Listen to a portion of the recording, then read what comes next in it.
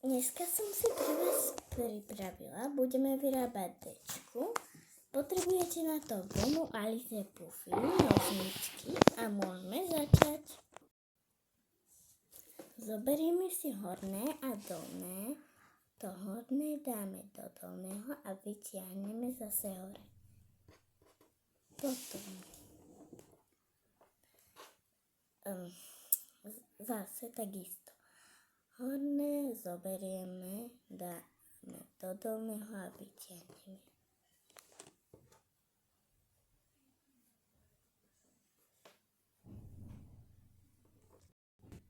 A stále pokračujeme takisto.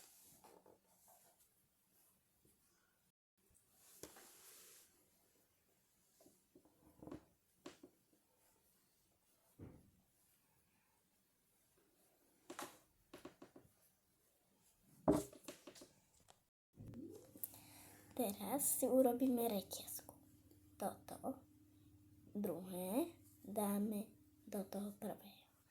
Vytiahneme to druhé spod a zoberieme si tretie a vložíme ho do toho druhého. A to tretie zase zoberieme aj štvrté a štvrté vložíme do tretieho. Zoberieme štvrté a piaté vložíme do štvrtého. A teraz prídu na rad nožnice. Vidíte túto šnúru? Jedno očko odstrihneme a potom ho rozstrihneme.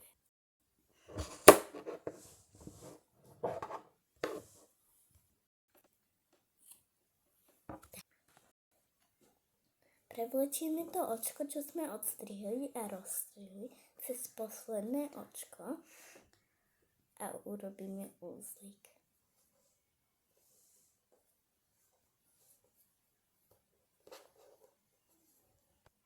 Zastrihme to pomedzi nejakú šnúrku a máme hotovo.